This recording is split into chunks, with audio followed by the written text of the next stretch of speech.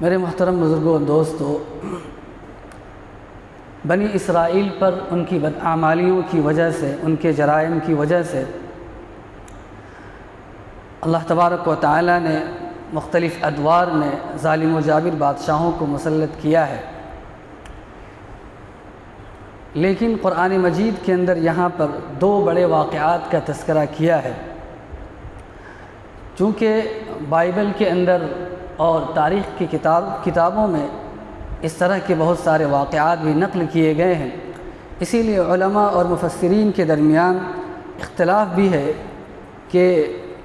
قرآن مجید کے اندر جن دو بڑے واقعات کا اور بنی اسرائیل کے بڑے فساد کا تذکرہ کیا گیا ہے اس سے کیا مراد ہے۔ تو زیادہ تر علماء اور مفسرین کی رائے یہ ہے کہ پہلے فساد سے مراد وہی واقعہ ہے جس کو تاریخ میں اس طور پر بیان کیا گیا ہے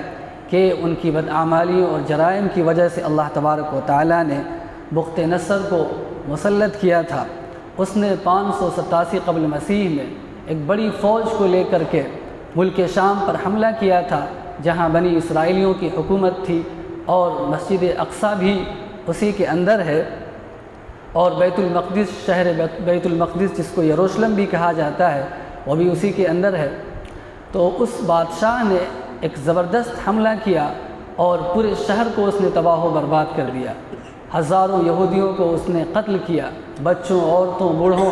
کسی کو اس نے چھوڑا نہیں۔ جو لوگ باقی رہ گئے ان کو اس نے غلام بنا لیا،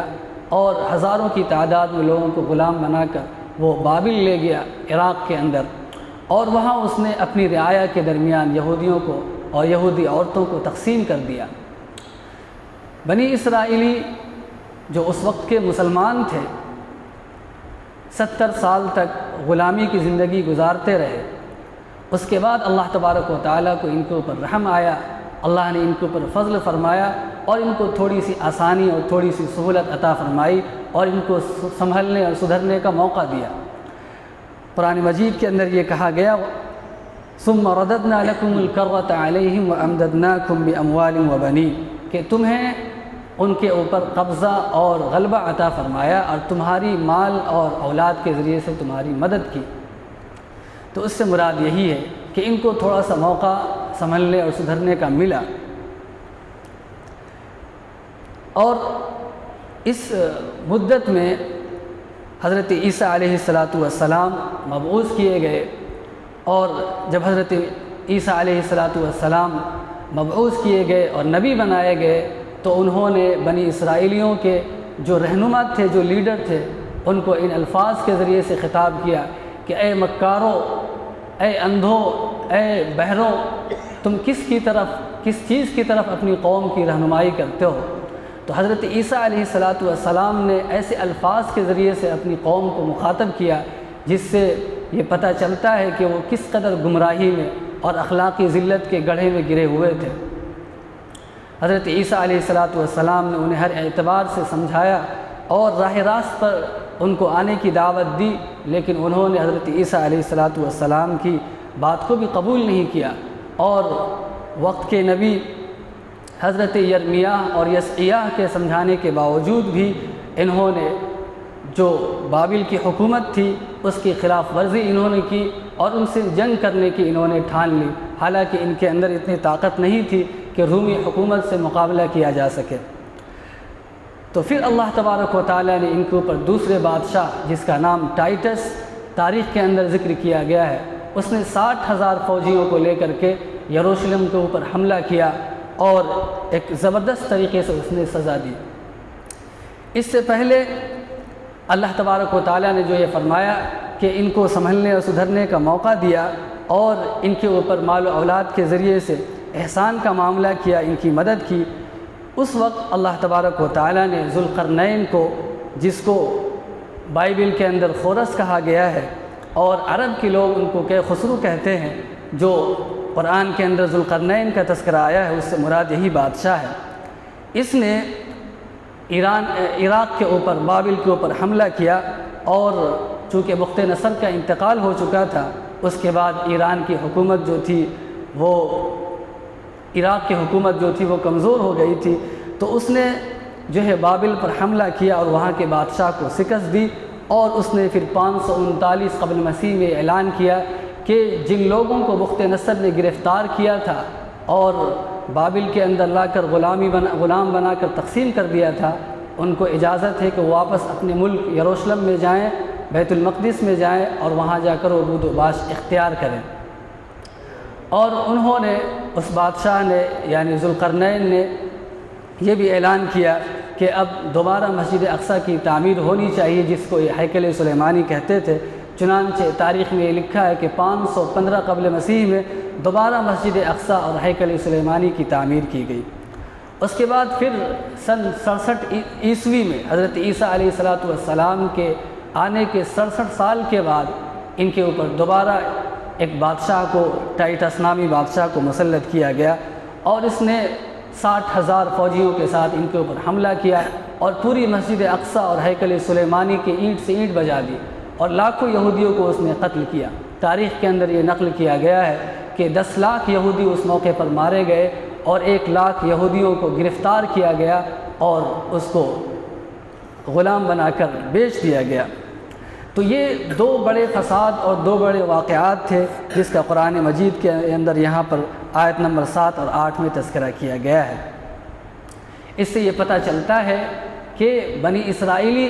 اگرچہ کسی حد تک توحید پر قائم تھے، لیکن ان کے یہاں بھی شرک داخل ہو گیا تھا، اور اس سے یہ بھی بات معلوم ہوتی ہے کہ اللہ تبارک و تعالیٰ کا جو عذاب آتا ہے وہ صرف شرک و کفر کی وجہ سے نہیں آتا، بلکہ بدعمالیوں کی وجہ سے بھی اللہ تبارک و تعالیٰ کا عذاب مسلط ہوتا ہے۔ اور دوسری چیز یہ بھی ہے کہ عذاب کا ایک ہی طریقہ نہیں ہوتا، اللہ تبارک و تعالیٰ بعض مواقع پر اپنے بندوں کو مسلط کرتا ہے اور اپنے بندوں کے ذریعے سے ہی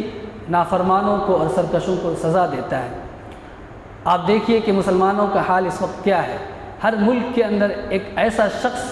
حکمران بنا ہوا ہے جو بظاہر نام کا مسلمان ہے، لیکن وہ اندر سے یا تو یہودی ہے یا عیسائی ہے اور مسلمانوں کا کھلا ہوا دشمن ہے۔ عالم اسلام کے اندر 1-2 کو چھوڑ کر جتنے بھی حکمران ہیں وہ صرف نام کے مسلمان ہیں اور اصلاً مسلمانوں کے دشمن ہیں۔ دوسری طرف ہندوستان اور جو عالم اسلام کے علاوہ دوسرے ممالک ہیں، وہاں کے حکمرانوں پر غور کیجئے تو آپ کو اندازہ ہوگا کہ اصلاً یہ لوگ اللہ تبارک و تعالیٰ کے عذاب کے کوڑے ہیں جو مسلمانوں پر برسائے جا رہے ہیں۔ تاریخ کے اندر اگر اس کی تفصیلات میں جایا جائے تو تاریخ میں یہ ذکر ملتا ہے کہ جب حضرت موسیٰ علیہ السلام کا انتقال ہو گیا اور بنی اسرائیلی جب فلسطین کے اندر داخل ہوئے، جہاں پر مختلف اقوام بستی تھی، کنعانی کے نام سے، فلسطی کے نام سے اور یبوسی کے نام سے، یہ ساری کی ساری جو قومیں تھیں وہ مشرک تھی، کافر تھی، اور ان کے اندر شدید ترین قسم کا شرک اور کفر پایا جاتا تھا۔ تو جب یہ فلسطین کے اندر داخل ہوئے تو انہوں نے ان مشرک اقوام سے بہت ساری چیزیں اختیار کر لیں اور بنی اسرائیلیوں کے اندر بھی شرک اور کفر داخل ہو گیا۔ یہ جو اقوام تھی فلسطین کے اندر، ان کے یہاں مختلف قسم کے دیویاں اور دیوتا پائے جاتے تھے، اور جو سب سے بڑا ان کا معبود تھا اس کو ایل کے نام سے جانا جاتا تھا، اور وہ سارے خداؤں کا اور سارے دیوتاؤں کا باپ مانا جاتا تھا۔ اس کی ایک بیوی بھی تھی جس کے مختلف نام تاریخ کے اندر بیان کیے گئے، اور شمالی علاقے میں اس کی بیوی کا نام الگ تھا، اور فلسطین میں استارات تھا، اور جنوبی علاقے میں عشیرہ کے نام سے اس کی بیوی کو جانا جاتا تھا۔ اور اس معبود کے ذریعے سے جس کو سانڈ سے تشبیہ دی جاتی تھی، اس کی نسل چلی تھی، اور اس کی نسل کے اندر 70 افراد تک جو ہے 70 لوگ معبود ہوئے تھے جن کا تذکرہ تاریخ کے اندر کیا گیا۔ اور ان معبودوں کے درمیان لوگوں نے اللہ تبارک و تعالیٰ کی ذات و صفات کو تقسیم کر رکھا تھا۔ کوئی رزق کا مالک تھا، کوئی حیات کا مالک تھا، کوئی زندگی دینے والا تھا۔ تو غرض جو خدائی صفات ہیں، خدائی اختیارات ہیں، لوگوں نے ان معبودوں اور ان دیویوں اور دیوتاؤں کے درمیان تقسیم کر رکھا تھا، اور ان معبودوں کی طرف ایسے ایسے اعمال اور ایسی ایسی چیزیں منسوب کی جاتی تھی کہ جس کے ذریعے سے ایک بد اخلاق اور ایک برا سے برا انسان بھی اپنی طرف ایسی باتوں کو منسوب کرنا پسند نہ کرے۔ ان کے عشق و معاشقے کی کہانیاں بیان کی جاتی تھیں، اور ان کے یہاں بچوں کو قتل کرنے کا اور نظر و نیاز کے طور پر قربان کرنے کا ایک عام رواج تھا۔ اور پھر ان کی عبادت خانوں میں اور معابد میں عورتوں کو دیوداسیاں بنا کر رکھا جاتا تھا، اور ان سے غلط اعمال کیے جاتے تھے، زنا کیا جاتا تھا، اور ان چیزوں کو وہ عبادت سمجھا کرتے تھے۔ تو جو قوم اتنی اخلاقی اعتبار سے بگاڑ کا شکار ہو چکی ہو اور فساد کا شکار ہو چکی ہو، اس کے ساتھ جب بنی اسرائیل رہنے لگے اور بدھ و باش اختیار کر لیا، تو ظاہر سی بات تھی کہ ان کی بھی برائیاں ان کے اندر داخل ہوں گی۔ یہی ہوا، توریت کے اندر ان کو یہ حکم دیا گیا تھا کہ جب تم فلسطین کے اندر داخل ہونا تو فلسطین کے اندر جو بھی مشرک اقوام بستی ہیں ان کو وہاں سے نکال دینا اور اپنا ملک ان سے چھین لینا اور اس پر قبضہ کر لینا۔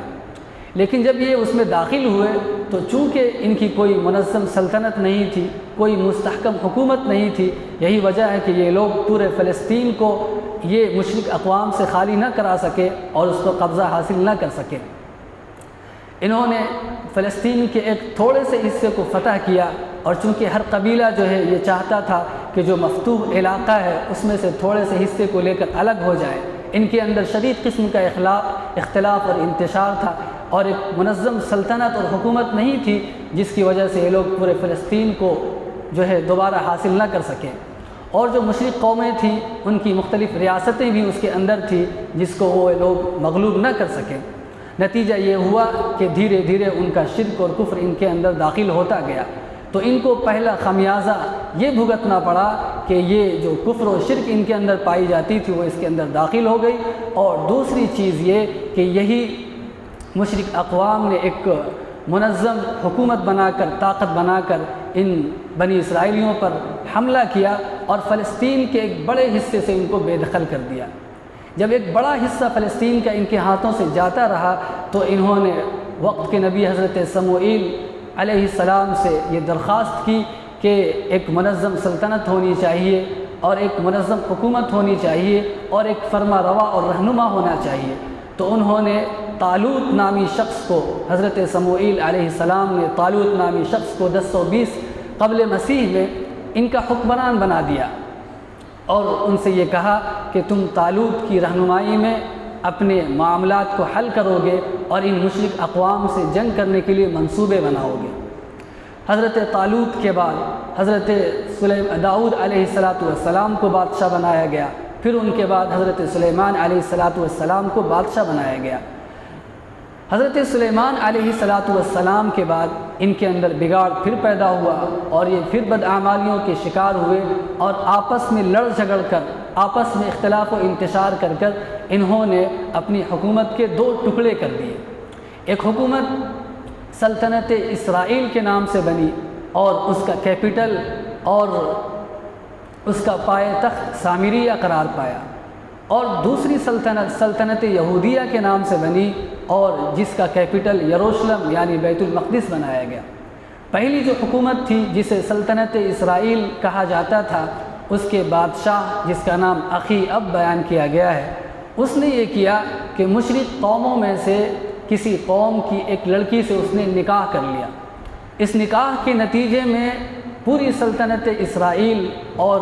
جو سلطنت اسرائیل کا حاکم تھا اور وہاں کے باشندے تھے اور رعایا تھے، ان کے اندر شرک اور کفر بالکل سیلاب کی طرح داخل ہوا۔ اس وقت کے جو نبی تھے حضرت الیاس علیہ السلام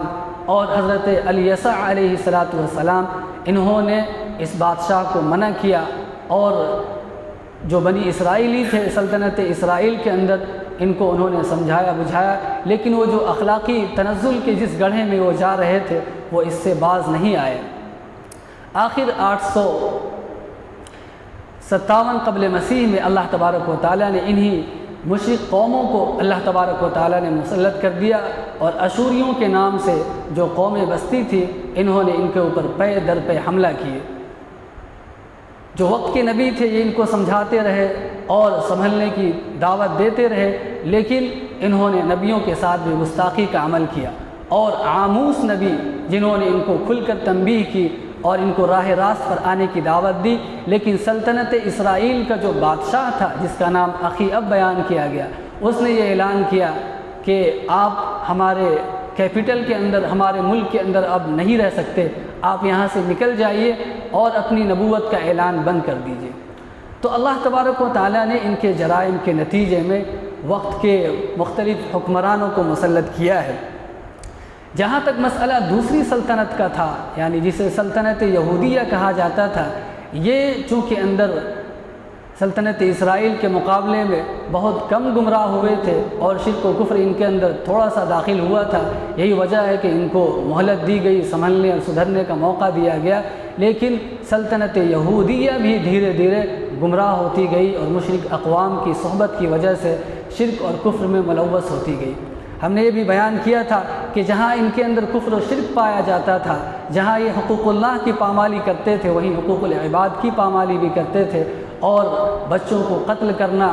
اور غیر اللہ کے نام پر نظر و نیاز کرنا اور یتیموں کا مال کھا جانا اور بے حیائی میں مبتلا ہونا، اس طرح کے اعمال تھے جن کی وجہ سے اللہ تبارک و تعالیٰ نے سب سے پہلے بخت نصر کو مسلط کیا، اس کے بعد تھوڑا سا موقع سنبھلنے کا دیا، پھر بھی یہ نہیں سنبھلے، پھر ٹائٹس کو اللہ تبارک و تعالیٰ نے مسلط کیا، جس نے پوری یہودی قوم کو تباہ و برباد کر دیا، اور 10 لاکھ یہودیوں کا قتل عام کیا گیا، اور 1 لاکھ تقریباً یہودیوں کو گرفتار کر کے غلام بنا لیا گیا اور مختلف لوگوں میں ان کو تقسیم کر دیا گیا۔ یہ 2 بڑے واقعات تھے جن کا یہاں پر سورہ بنی اسرائیل کی آیت نمبر 6 اور 7 کے اندر تذکرہ کیا گیا ہے۔ یہ جو واقعہ تاریخ کے اندر قرآن مجید کے اندر بیان کیا گیا، یہ پوری انسانیت کی عبرت اور نصیحت کے لیے بیان کیا گیا کہ اگر تم وقت کے نبی اور جو کتاب تمہیں دی گئی ہے اس کے مطابق عمل نہیں کرو گے اور شرک و کفر میں مبتلا ہوگے، نبی کے احکامات کی یا قرآن مجید کی یا کتاب ہدایت کی احکامات کی خلاف ورزی کرو گے، تو اللہ تبارک و تعالیٰ تم پر اس طرح کے عذاب مسلط کر سکتا ہے۔ لہٰذا ضرورت اس بات کی ہے کہ اس طرح کے جو بھی واقعات قرآن مجید کے اندر بیان کیے جاتے ہیں، ان واقعات کو اپنے سامنے رکھتے ہوئے عبرت اور نصیحت حاصل کرتے ہوئے اپنی زندگی گزاری جائے۔ اعوذ باللہ من الشیطان الرجیم، بسم اللہ الرحمن الرحیم، رب اشرح لی صدری ویسر لی امری واحلل عقدۃ من لسانی یفقہوا قولی۔ وقضينا إلى بني إسرائيل في الكتاب لتفسدن في الأرض مرتين ولتعلن علوا كبيرا فإذا جاء وعد أولاهما بعثنا عليكم عبادا لنا أولي بأس شديد فجاسوا خلال الديار وكان وعدا مفعولا ثم رددنا لكم الكرة عليهم وأمددناكم بأموال وبنين وجعلناكم أكثر نفيرا إن أحسنتم أحسنتم لأنفسكم وإن أسأتم فلها فإذا جاء وعد الآخرة ليسوءوا وجوهكم وليدخلوا المسجد كما دخلوه أول مرة وليتبروا ما علوا تتبيرا۔ اللہ تبارک و تعالیٰ کا ارشاد ہے کہ ہم نے بنی اسرائیل سے یہ کہہ دیا تھا کہ تم زمین میں 2 مرتبہ ضرور بھی ضرور فساد پھیلاؤ گے اور بہت بڑی سرکشی کو انجام دو گے، تو جب ان میں سے پہلا وعدہ اور پہلے وعدے کا موقع آیا تو ہم نے تم پر اپنے ہی بندوں میں سے طاقتور قسم کے لوگوں کو مسلط کیا، وہ تمہارے گھروں میں داخل ہو گئے، اور وَكَانَ وَعْدًا مَفْعُولًا، یہ اللہ کا وعدہ تھا جسے پورا ہو کر ہی رہنا تھا۔ پھر ہم نے تمہیں ان پر غلبہ عطا فرمایا اور تمہیں مالوں کے ذریعے سے، اولاد کے ذریعے سے تمہاری مدد کی اور تمہاری تعداد کو پہلے سے زیادہ کر دیا۔ اگر تم نے اچھا معاملہ کیا تو اپنی ہی ذات کے لیے کیا، اور برا معاملہ کیا تو اپنی ہی ذات کے لیے کیا۔ پھر جب دوسرے وعدے کا موقع آیا تو ہم نے دوسرے لوگوں کو مسلط کیا جو تمہارے چہروں کو بگاڑ دیں گے، وَلِيَدْخُلُوا الْمَسْجِدَ كَمَا دَخَلُوا، اور مسجد میں یعنی مسجد اقصیٰ میں داخل ہو جائیں جیسے پہلی مرتبہ داخل ہوئے تھے، اور جس چیز پر ان کا بس چلے اس کو تباہ و برباد